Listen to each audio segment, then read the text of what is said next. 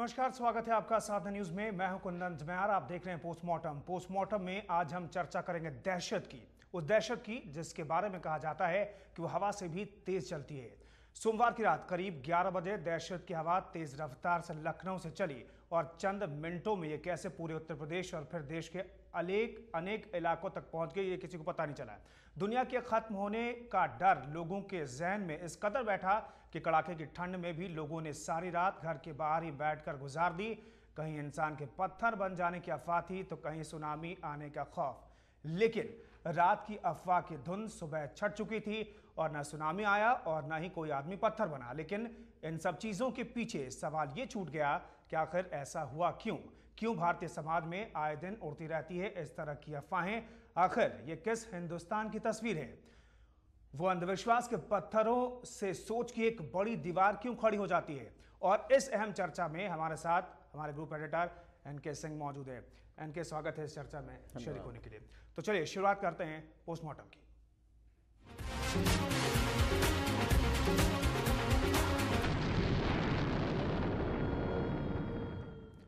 प्रदेश एक था, इलाके अलग अलग थे, लेकिन सोच एक जैसी थी।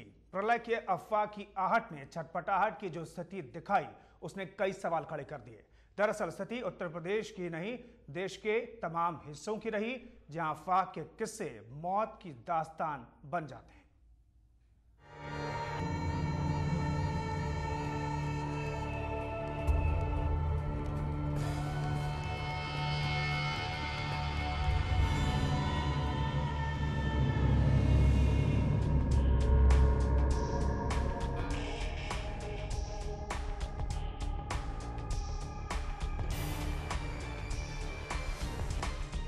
नए साल की पहली रात तो लोगों ने जश्न में डूबकर मनाई, पर दूसरी ही रात कुछ ऐसा हुआ कि दहशत के मारे पूरा उत्तर प्रदेश सो ही नहीं पाया।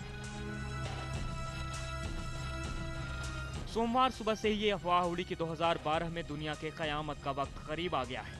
फिर क्या था? शुरू हो गई जितनी मुंह उतनी बातें। सिलसिला शुरू हुआ राजधानी लखनऊ से, जहां अफवाह उड़ी कि खादरे मोहल्ले में सो रहे 7 लोग पत्थर के बन गए हैं। इसके बाद कानपुर के मलिहाबाद से भी कुछ ऐसी ही अफवाहें उड़नी शुरू हो गई। फिर क्या था?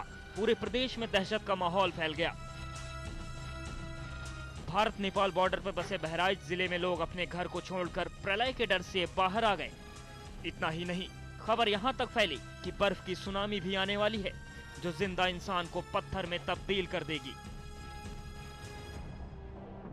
कुछ ऐसा ही खौफ रायबरेली में देखने को भी मिला, जहां लोगों ने सारी रात डर के मारे घर से बाहर ही गुजार दी।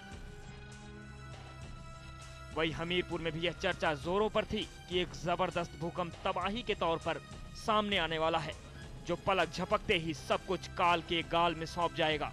क्या बच्चे, क्या बूढ़े। इसी खौफ के कारण बांदा में भी लोग पूरी रात घर के बाहर ही बैठे रहे। हालांकि वाराणसी में प्रशासन की मुस्तैदी देखने को मिली। लोगों को दहशत से बाहर निकालने के लिए प्रशासन की तरफ से मुनादी कराई गई कि किसी तरह का कोई भी खतरा आने वाला नहीं है, जिसके बाद लोगों ने राहत की सांस ली। हालांकि इस तरह की कोई भी घटना पूरे प्रदेश में नहीं हुई, बावजूद उसके पूरी रात अफरा तफरी का माहौल बना रहा और अब भी तरह तरह की चर्चाओं का दौर थमा नहीं है। लेकिन यह एक गंभीर मसला है जिसमें रात गई सो बात गई का जुमला फिट नहीं बैठता। आखिर क्या हो गया है 21वीं सदी के इस भारत को, जहां सामूहिक चेतना इतनी कमजोर हो गई है कि एक अफवाह पर इतना भरोसा दिखाया जाता है? आखिर क्या हो गया है इस देश को, जहां अंधविश्वास की पकड़ कमजोर होने के बजाय मजबूत ही होती चली जा रही है? और सबसे अहम सवाल ये कि क्या कर रहा था सूबे का प्रशासन, जब पूरे प्रदेश की जनता ये उत्तर चाह रही थी कि इस खौफ के पीछे सच्चाई कितनी है। ब्यूरो रिपोर्ट, साधना न्यूज।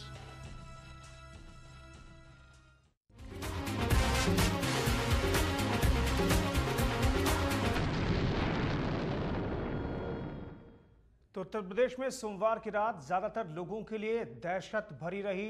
अलग अलग मुंह से अलग अलग बातें निकलती रही और लोग घरों के बाहर कड़ाके की ठंड में भी बैठे रहे कि कहीं कुछ हो नहीं जाएगा। एनके सिंह हमारे साथ ग्रुप एडिटर मौजूद हैं।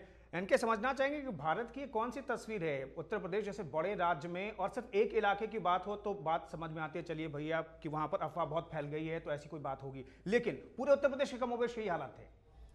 जी हाँ, बहुत ही ये एक घिनौनी तस्वीर है भारत की। जी आज हम यहाँ बैठे हुए अमेरिका के किसी आदमी से बात कर सकते हैं, जी अपने गांव में बात कर सकते हैं, बिल्कुल। एक मोबाइल पे। जी। उस समाज में सभ्यता के एक तरफ यहाँ ये आलम है और जहालत का ये आलम है कि कल ये अफवाह फैलती है और ठंडी कड़कड़ाती जाड़े में, बिल्कुल बिल्कुल, मतलब वो जाड़ा था जिसमें कि आप घर से बाहर निकलना गवारा नहीं करते, उसमें हजारों लोग घर से बाहर आ गए कि घर में रहोगे, सो जाओगे तो पत्थर बन जाओगे। जी जी, कैसे समाज में हम जी रहे हैं और किस तरह का ये समाज है।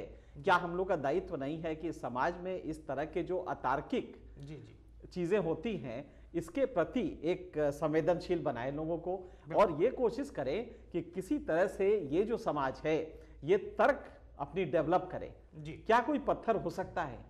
रात में सोते सोते पत्थर हो जाएगा, लेकिन ये किसी ने नहीं देखा। जी। लाखों की तादाद में हमने एक जगह, मैं कल बाई चांस यूपी में ही था और हमने देखा एक जगह भयंकर भीड़ लगी हुई है और हर आदमी यही कह रहा है कि साहब वो रात में आज डर है ना कि पत्थर बन जाएंगे जी जी, अगर सोएंगे तो लिहाजा लोग उस, अब आप जरा सोचें कि इस तरह के समाज को बहकाना धर्म के आधार पे, जाति के आधार पे, किसी छोटे इस तरह के पैरोकियल कंसिडरेशन के आधार पे कितना आसान होगा। इस समाज को जहां की हम ये मानते हैं कि हमारा विकास बहुत तेजी से हो रहा है जी। इस समय 71% लोग को साक्षर कहा जा रहा है। जी जी, उस समाज में ये हालत है, और वो भी यूपी में जहां का लिटरेसी लेवल इस समय ठीक माना जा रहा है। और इस शहरों में हुआ है, ये लखनऊ में हुआ है, लखनऊ के एक इलाके में, पर्टिकुलर इलाके में, कानपुर में। इसका ये कौन से लोग हैं जिनकी अभी तक तर्क शक्ति या जहालत इतनी बुरी है जी, इतने जाहिल लोग हैं कि उनको ये समझ में नहीं आ रहा है कि पत्थर नहीं बनता। बिल्कुल। ये वही लोग हैं जो गणेश को दूध पिला देते हैं पूरे देश भर में। बिल्कुल, देश भर में गणेश जी दूध पीने लगते हैं। जी। ये वही लोग हैं जो रोटी में अपने भगवान या कोई और तस्वीर निकाल देते हैं। जी जी, ये वही लोग हैं जो कि कहीं से मंदिर अचानक कुछ निकाल देते, कहते हैं शिवलिंग है। बिल्कुल। ये अजीब सा समाज है। भारतीय समाज में एक ये पक्ष जो है ये बहुत ही घृणित है, और आज हम जो प्रोग्राम कर रहे हैं यही बताने के लिए कि आप इससे बचें। ये एक अजीब से समाज में हैं हम, जहां की कोई भी एक बदमाश, जी जी, कोई भी आईएसआई, कोई भी उपद्रवी तत्व आपको इस तरह के किसी एक धीरे से नारे में फंसा सकता है और देश में उपद्रव करा सकता है। जो लोग सड़क पे आ सकते हैं वो चाकू भी चला सकते हैं, लाठी भी चला सकते हैं। तो ये एक बहुत बड़ा खतरा है, और हम चाहते हैं ये प्रोग्राम हम इसलिए दिखा रहे हैं कि ये ऐसा कुछ नहीं है, आप इससे बचें। बिल्कुल बिल्कुल। हमारे साथ प्रोफेसर नवीन कुमार जी मनो वैज्ञानिक हैं, उनसे बातचीत करेंगे। भीमराव अंबेडकर कॉलेज में पढ़ाते हैं वो। नवीन जी, जो उत्तर प्रदेश में कल रात हुआ है, सोमवार की रात जो हुआ है, उसे कैसे देखा जाए? क्या तर्क शक्ति लोगों के अंदर नहीं रह गई है? नहीं, कहीं पर भी यदि एक ऐसी स्थिति आती है जहां समाज में क्रिटिकल थिंकिंग कम हो जाता है जी, तो मैजिकल थिंकिंग पर लोग ज्यादा भरोसा करने लगते हैं। और मैजिकल थिंकिंग का तात्पर्य यह है कि वो लोग रैशनैलिटी के थ्योरी में बिलीव नहीं करते हैं। जी। किसी चीजों को रैशनली मतलब आंकने के बजाय वो एक मास सजेस्टिबिलिटी, जहाँ की स्ट्रेस और फियर मतलब भय के वातावरण में हो और हाई स्ट्रेस लेवल हो, मतलब पब्लिक एट लार्ज का, जी, तो वहां पर लोग ऐसी मास हिस्टीरिया जैसी स्थिति के से ग्रसित हो जाते हैं जी, और बिना चीजों को परखे हुए, जांचे हुए, बिना क्रिटिकली असेस किए हुए जी, एक गलत अवधारणा से ग्रसित हो जाते हैं, और जिसका कि एक मास बिहेवियर के रूप में ये मैनिफेस्टेशन हो सकता है। प्रोफेसर नवीन सिंह, कैसे हम इसको रेशनल थिंकिंग में परिवर्तित कर सकते हैं, और खास करके कलेक्टिव रेशनल थिंकिंग कैसे आ सकती है? यूरोपीय देशों में क्या उदाहरण है, और भारत में जबकि लिटरेसी लेवल इस समय 71% है, जीडीपी बढ़ रहा है, तो क्या वजह है कि कलेक्टिव थिंकिंग हमारी इतनी कुंठित है, इतनी अतार्किक है? हाँ, कलेक्टिव जहां पर भी इरेशनल बिलीफ सिस्टम से ये सारा चीज जुड़ा हुआ है, और इरेशनल बिलीफ सिस्टम में जहां पर भी जो चीजों को बिना आप जांचे परखे हुए आंख मूंद कर भरोसा करने लगते हैं, जिससे अंधविश्वास उत्पन्न होता है। तो भारत में आप देखें तो ये एक अजीब तरह का ये है, कॉन्ट्राडिक्शन है कि इंटेलेक्चुअली ब्राइट लोग भी बहुत मिलेंगे, लेकिन अंधविश्वास में भी भरोसा करने वाले, जैसे साउथ इंडिया में आप देखें, या एक बार फिलिस्तीन में ऐसा हुआ था, अमेरिका में भी इनफैक्ट ऐसा हुआ था, जहां पर कि लड़कियों को ऐसी भावना मन में आ गई कि कोका कोला पीने से ऐसा ऐसा हो जाता, जबकि इसका ऐसा कोई फिजिकल आधार नहीं था। उसी तरह से एक बार फिलिस्तीन में भी ऐसा हुआ था, वहां पर लोगों को लगा कि हमारे पड़ोसी कंट्री के लोगों ने कुछ पॉइजन कर दिया है, और एक्चुअल में ऐसा कुछ नहीं हुआ था। तो ऐसी जब भावना ज्यादा तब उत्पन्न होती है जब सोसाइटी में स्ट्रेस और फियर की भावना ज्यादा हो, मतलब पब्लिक एट लार्ज बहुत अपने सेल्फ बिलीफ सिस्टम से भरोसा उसका थोड़ा कम हो जाए, और दूसरे चीजों को मतलब आतार्किक चीजों को भी जगह दे, आसानी से जगह दे सकते। अच्छा, तो मतलब आपकी बात से ये समझ में आ रहा है कि इंटेलेक्चुअली स्ट्रांग होना या शिक्षा में ज्यादा होना और रेशनल थिंकिंग होना दोनों अलग अलग चीजें हैं। हो सकता है कि एक आदमी पढ़ा लिखा बहुत हो लेकिन इरेशनल थिंकिंग हो उसकी।